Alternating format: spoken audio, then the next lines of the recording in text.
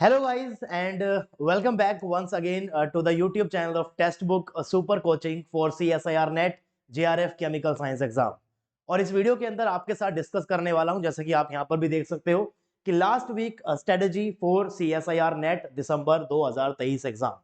एक हफ्ता बचा हुआ है अप्रोक्सीमेटली, आपके पास अभी जो है वो सिर्फ 5 ही दिन बचे हुए हैं। तो लास्ट के 5 दिनों के अंदर क्या आप लोगों को स्ट्रेटजी फॉलो करनी चाहिए, किन चीजों का आपको खास ध्यान रखना चाहिए, वो चीजें मैं आप लोगों के साथ यहाँ पर डिस्कस करूंगा।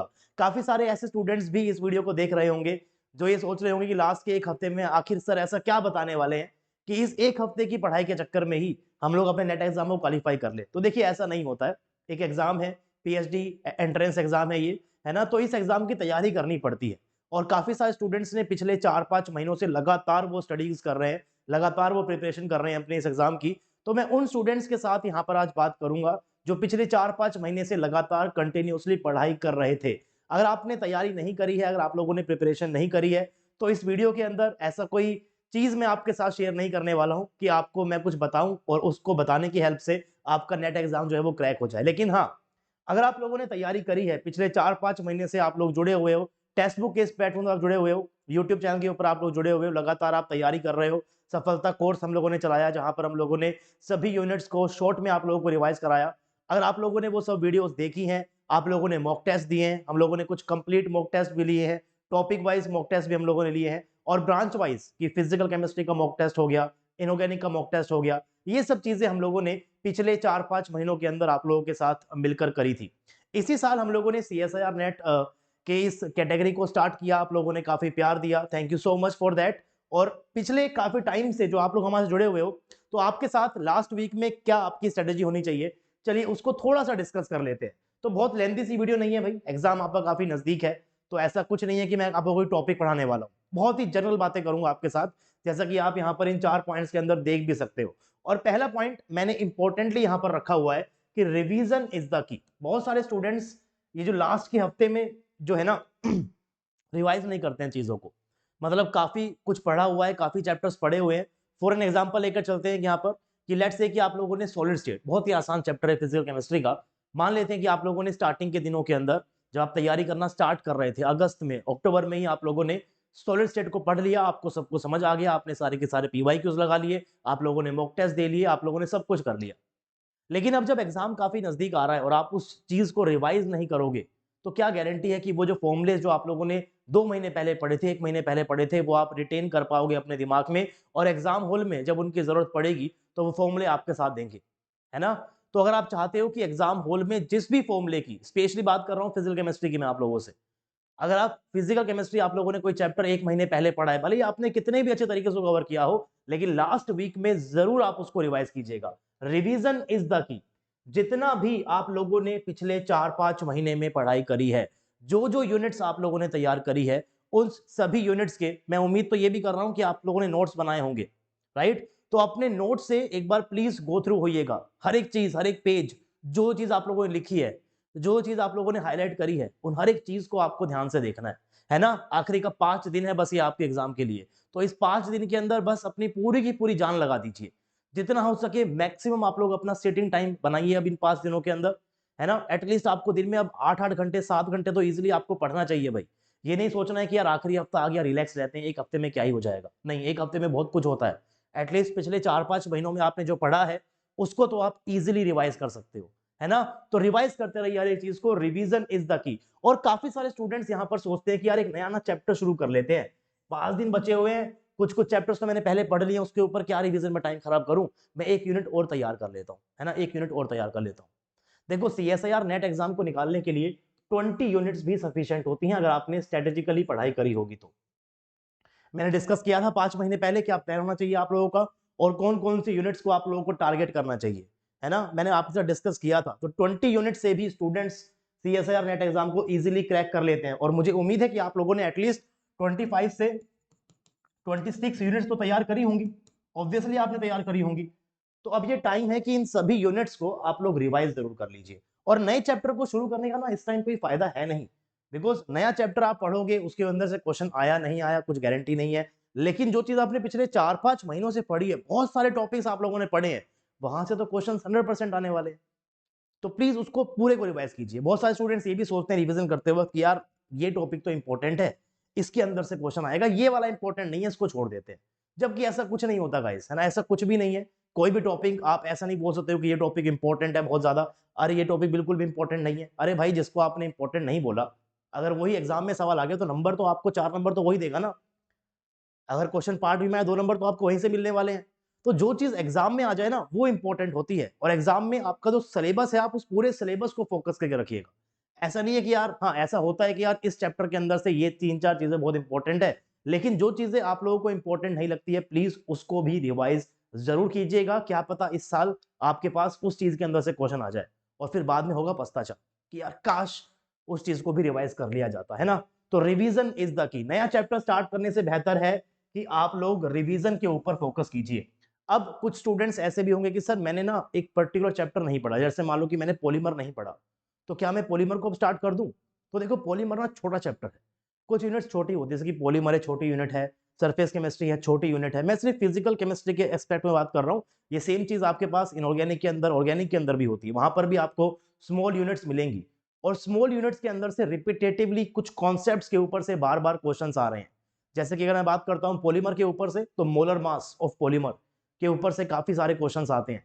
तो नया चैप्टर मत स्टार्ट करो, लेकिन हाँ किसी चैप्टर का कोई टॉपिक के ऊपर से बार बार रिपीटेटिवली क्वेश्चन आए जा रहे हैं, आपने वो चैप्टर नहीं पढ़ा है, तो यस आप उस टॉपिक को डेफिनेटली पढ़ सकते हो। और किसी भी यूनिट के कौन कौन से टॉपिक इंपॉर्टेंट है वो सब हमने पिछले 4-5 महीनों में आप लोगों के साथ इसी यूट्यूब चैनल के ऊपर डिस्कस करे हैं। आप लोगों ने लेक्चर्स भी देखे हैं, आप लोगों ने अच्छे तरीके से वहां से पढ़ाई भी करी है, तो आई नो कि आपको सब पता है कि इंपॉर्टेंट क्या है और इंपॉर्टेंट क्या नहीं है ना।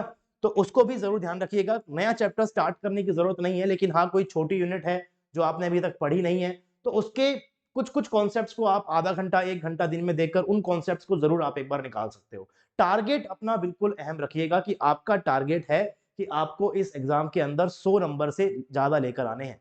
जनरली कट ऑफ जाती है 98, 99, 100 तक। मैं तो कहता हूं कि सेफर साइड रहो आप लोग और 105 प्लस मार्क्स आप लोग स्कोर करो, है ना।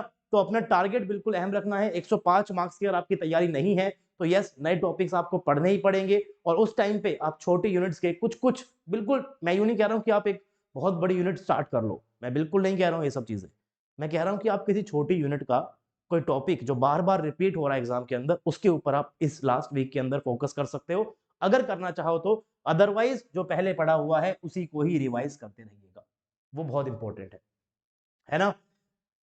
ये जो नेक्स्ट पॉइंट लिखा है मैंने यहाँ पर, go through with your strong topic. Her student के अपने अपने टॉपिक स्ट्रॉन्ग होते हैं। किसी को क्वांटम पसंद आएगी, किसी को थर्मो पसंद आएगी, किसी को ऑर्गेनिक स्पेक्ट्रोस्कोपी अच्छी लगती है, किसी को कोऑर्डिनेशन कंपाउंड अच्छे लगते हैं। तो जो टॉपिक आप लोगों का स्ट्रॉन्ग है, आपको लगता है कि यार ये टॉपिक तो मैंने बहुत ही बढ़िया तरीके से किया है, इसके अगर क्वेश्चन आ गए 20 नंबर के तो मैं 20 नंबर यहाँ से अचीव करने ही वाला हूँ। अगर आपको किसी भी टॉपिक्स के ऊपर इतना कॉन्फिडेंस है तो उन टॉपिक्स के जो आपने नोट्स बनाए हैं उनको प्लीज एक बार गो थ्रू कर लेना। अगर स्ट्रॉन्ग टॉपिक के क्वेश्चंस एग्जाम हॉल में नहीं होते हैं ना, तो एक अलग ही लेवल का आपको डिमोटिवेशन एग्जाम हॉल में मिलने को मिल जाएगा, देखने को मिल जाएगा, और फिर वो चीजें बाकी यूनिट्स के ऊपर भी आपको देखने को मिलेंगी। तो ऐसा नहीं होना चाहिए कि जो टॉपिक आपने बहुत अच्छे से तैयार किया है उसको आप रिवाइज ना करके जाओ। प्लीज मैंने अलग से, मैंने तीनों पॉइंट में बेसिकली रिवीजन को ही मेन फोकस रखा है। Go through with your strong topics. ऐसा नहीं है कि जो टॉपिक आपने पढ़ लिए तो मुझे आता है। अरे भाई जो चीज आती है उसी को तो दिमाग में बसाना है बिल्कुल अच्छे तरीके से, कि अगर एग्जाम में वहां से क्वेश्चन आ जाए तो फॉर्मूला भाई मेरे दिमाग में है, तुरंत निकाल लो वहां से, तुरंत यूज करो, अप्लाई करो, काम हो जाएगा आपका।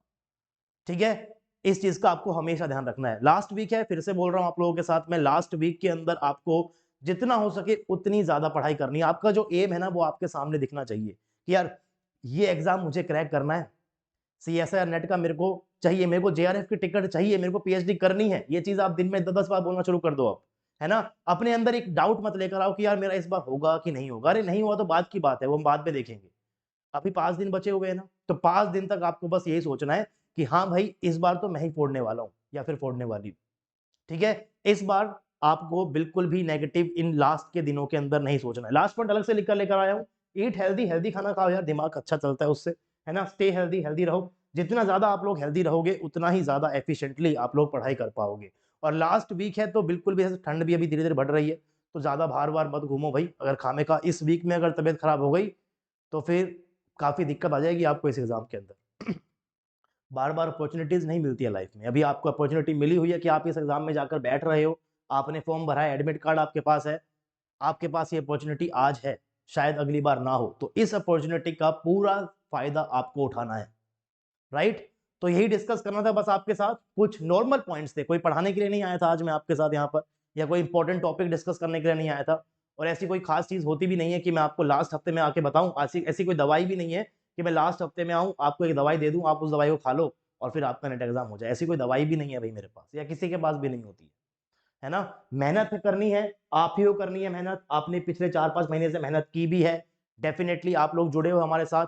और जो स्टूडेंट्स अगले अटेम्प्ट की तैयारी कर रहे हैं या अभी अभी जो चैनल के ऊपर आए हैं, तो मैं एक बार उनके साथ डिस्कस कर देता हूँ कि जो मेरी क्लासेस होती हैं, बिकॉज हम अभी जून अगले नेट एग्जाम की भी तैयारी कराना स्टार्ट कर रहे हैं। जैसे ही एग्जाम खत्म होगा हम गेट एग्जाम पर फोकस करेंगे, अगले नेट एग्जाम की तैयारी करेंगे।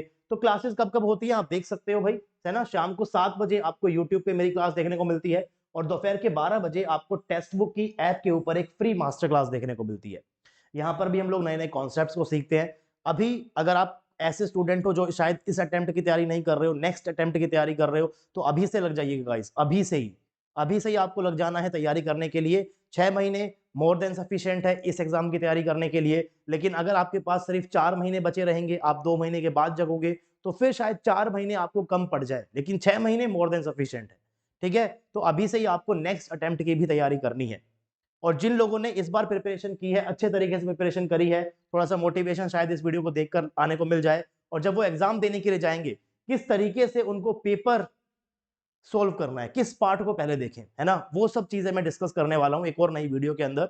वो वीडियो भी आपको जल्दी देखने को मिल जाएगी। उस वीडियो को देखने के लिए चैनल को सब्सक्राइब कर लो, सब्सक्राइब करते हुए बेल आइकन को प्रेस कर लेना, ताकि नोटिफिकेशन आपको मिल जाए जैसे ही मैं ये वीडियो अपलोड करूं। एग्जाम हॉल में किस तरीके से एग्जाम आप लोगों को देना है, यानी कि जब आपके पास क्वेश्चन पेपर आएगा, आई थिंक अभी तो कंप्यूटर बेस्ड एग्जाम हो रहा है, तो जैसे ही आपका टाइमिंग शुरू हो जाएगा, तो किस क्वेश्चन की तरफ पहले भागे, किस पार्ट को पहले करे, किस पार्ट को कितना टाइम दे, वो सब चीजें मैं इस वीडियो में आप लोगों के साथ डिस्कस करूंगा। ठीक है, बहुत ही जल्दी। उसको देखने के लिए चैनल को प्लीज सब्सक्राइब करके रखिएगा आप लोग, और बेल आइकन को प्रेस रखो ताकि नोटिफिकेशन भी आपको मिलती रहे। तो आज के इस वीडियो में बस छोटा सा एक पॉइंट डिस्कस करना था कि क्या आपकी स्ट्रेटेजी होनी चाहिए लास्ट वीक की। ज्यादा टाइम यहाँ पर आपका बिल्कुल भी वेस्ट नहीं करना चाहता हूं मैं। तो आई होप कि जो बातें मैंने आपके साथ आज डिस्कस करी हैं आपको समझ में आई होंगी।